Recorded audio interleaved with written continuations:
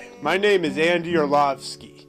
I've been married for, well, I guess it'll be 10 months soon, and my wife Rebecca and I are expecting our first son in late May. I was raised up in a Christian home, in a Eastern Orthodox home. My parents were very loving, and they have provided an excellent example of marriage and an excellent example of being a good person and treating others well.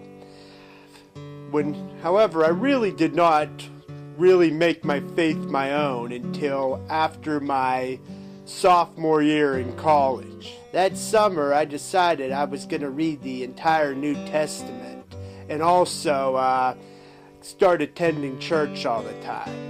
That summer I did, and it just reading about all the gospel, and also hearing the letters of Paul and the other apostles, and the book of Revelation, and the powerful consummation of Christ's kingdom.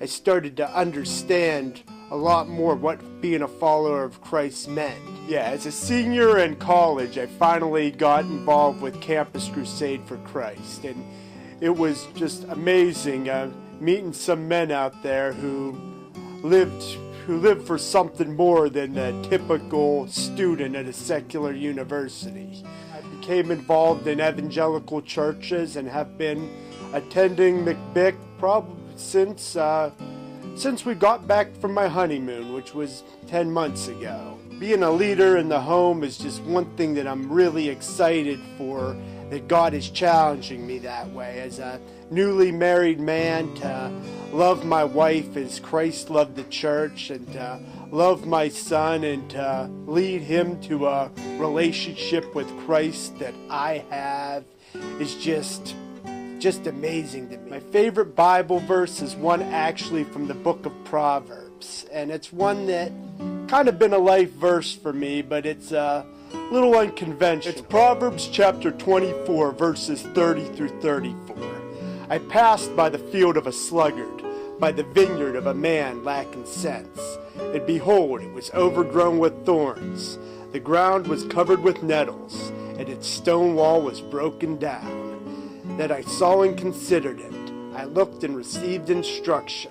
A little sleep, a little slumber, a little whole folding of the hands to rest, and poverty will come upon you like a robber, and want like an armed man.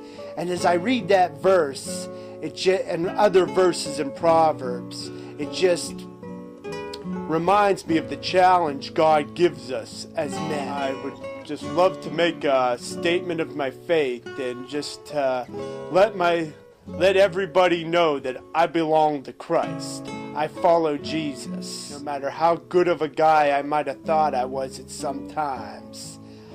No matter, I am still a sinner, that I am still in rebellion against God, and by trusting in God for a changed heart and for His Holy Spirit is the only way we can get through the Father.